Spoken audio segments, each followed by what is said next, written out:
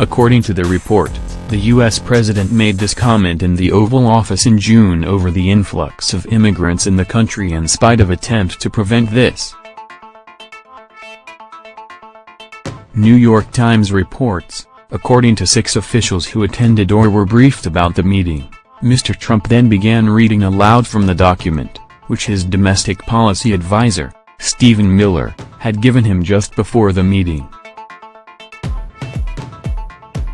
The document listed how many immigrants had received visas to enter the United States in 2017.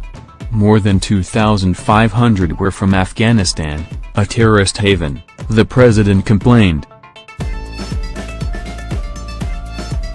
Haiti had sent 15,000 people. They all have AIDS, he grumbled, according to one person who attended the meeting and another person who was briefed about it by a different person who was there.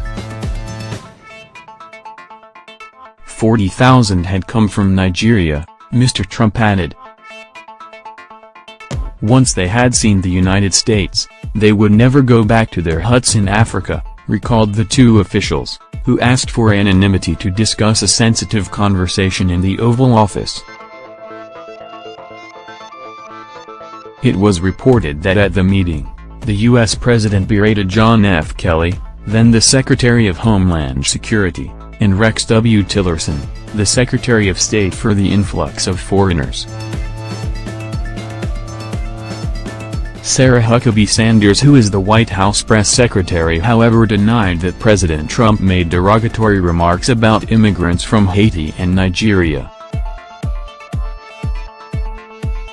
She said, "General Kelly, General McMaster, Secretary Tillerson, Secretary Nielsen and all other senior staff actually in the meeting denied these outrageous claims. It's both sad and telling. The New York Times would print the lies of their anonymous sources anyway." Meanwhile, the UN General Assembly on Thursday, December 21, adopted by a decisive vote of 128-9, with 35 abstentions, a motion rejecting Trump's decision to recognize Jerusalem as Israel's capital, BBC News reports. NAGE.com gathered that Trump had warned ahead of the vote in the 193-nation assembly that we're watching and threatened reprisals against countries that back the measure. The UN General Assembly held an emergency session at the request of Arab and Muslim states. The UN General Assembly approved a resolution effectively calling on the U.S. to withdraw its recognition of Jerusalem as the capital of Israel.